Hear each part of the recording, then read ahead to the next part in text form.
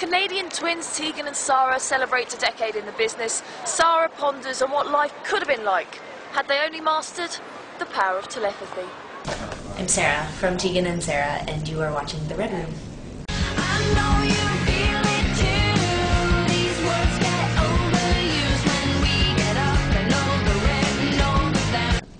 And it's a decade now. We've got a dog. I've been attacked. I've been attacked by a dog. So it's a decade now since the first album. Yes. How does that feel? Did you expect to still be doing this a decade on?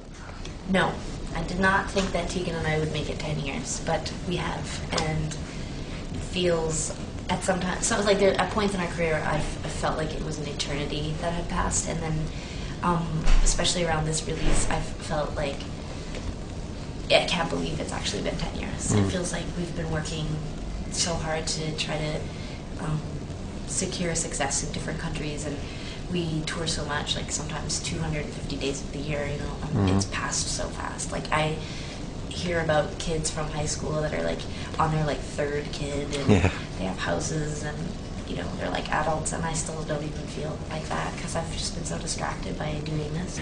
Ways to collect what we say and what we save, to discard and discover a brand new way.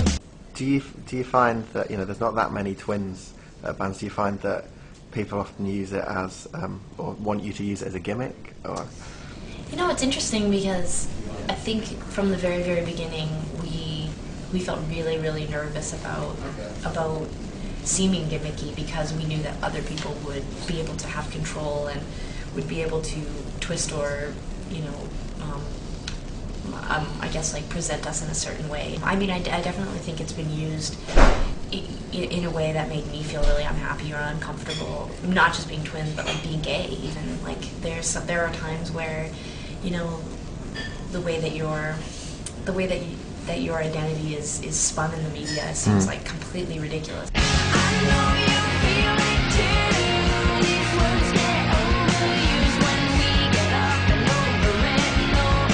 People always ask us like these really silly questions, like people will seriously ask us like, can you read each other's minds? Can you feel each other's pain?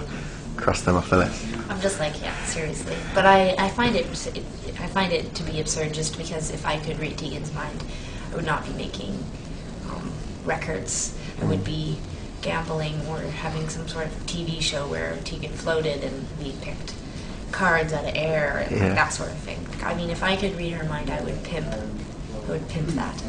But sadly not the case. We're not those kind of twins. Okay.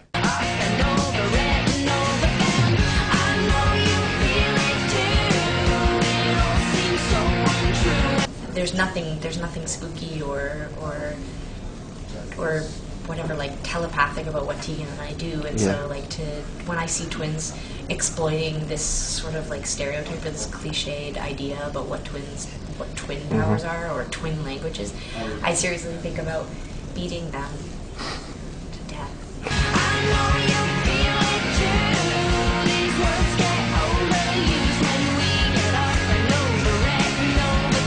Sainthood, the new album, I read that the title comes from a Leonard Cohen song as well. Why did you choose that, and how did that come about? I was listening to a lot of Leonard Cohen, and I was also really particularly touched by one song, Came So Far for Beauty. There's a great lyric about practicing sainthood, and I really became obsessed with this idea that you could, when you're getting into a relationship or when you're pursuing somebody, that you can practice at being, you know, being saintly or being seen as like a saint. I think a lot of that comes from we were like really, really well-behaved kids, like sort of those kind of clinically shy, you know, don't want to do anything wrong. If a teacher even gave any sort of feedback in a negative way, I would be the kid that would cry. Like, I hated thinking that I had done anything wrong, and I've never been very good at confrontation, and if I think that anyone is disappointed, I mean, it can be a complete, total stranger.